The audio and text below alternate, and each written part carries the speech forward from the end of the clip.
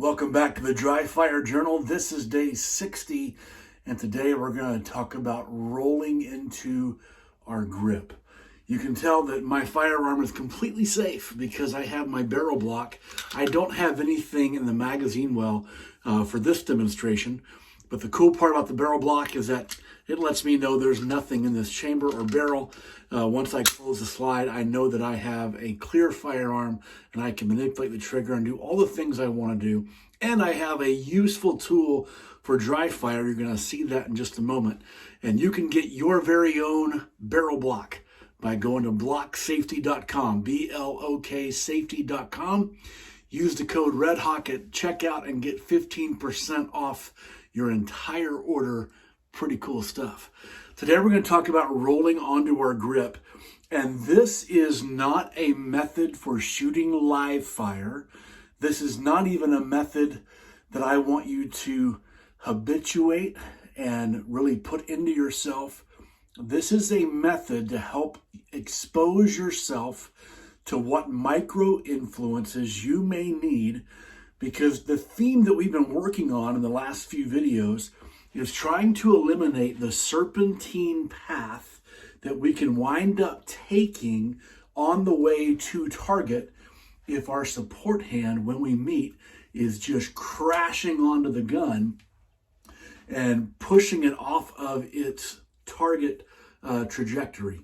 As I bring my front sight up into my vision, as my two hands meet, if I overdrive, I'm going to go to the opposite side and then need to overcorrect. And I believe this is where many dot shooters especially wind up losing their dot. So the principles we've talked about: having the grip meet early, letting your front sight come up just a little bit and drawing a straight line to the target or elevating to the target. But here's the thing I want you to think about trying on, just for the sake of discovering more about how you can build your grip better for the sake of efficient target presentation. And that is this. Again, this is just for discovery. I want your support hand to fan out. And as you do, it's not going to feel normal. And that's going to help you think, how can I find my tactile marker? And this, on a previous video, look up tactile markers, you'll see it. How do I find my tactile marker and simply roll my hand forward, almost like I'm twisting a doorknob? How can I just let my support hand thumb roll forward where it goes and allow my support hand to roll to grip, to roll to grip? And the reason why I'm asking you to fan your fingers apart is because this is not how you're going to shoot. I very rarely see anybody do this at speed. And so this is just to discover, once I find my tactile marker, what does my wrist need to feel?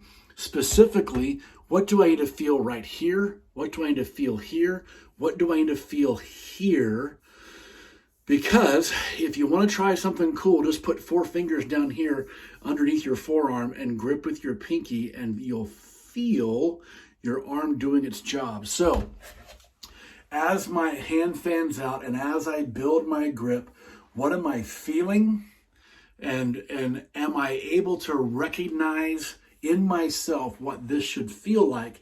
And the more I can feel that predictably and roll my grip on so that I am getting a very smooth picture all the way to where I want my front sight to be, the more I can close my hand and the more speed I can attain once I really figure out what is it I need to feel in order to build my unique grip on the very unique combination that I have, because I'm the only person with my hand size, my arm length, and this firearm.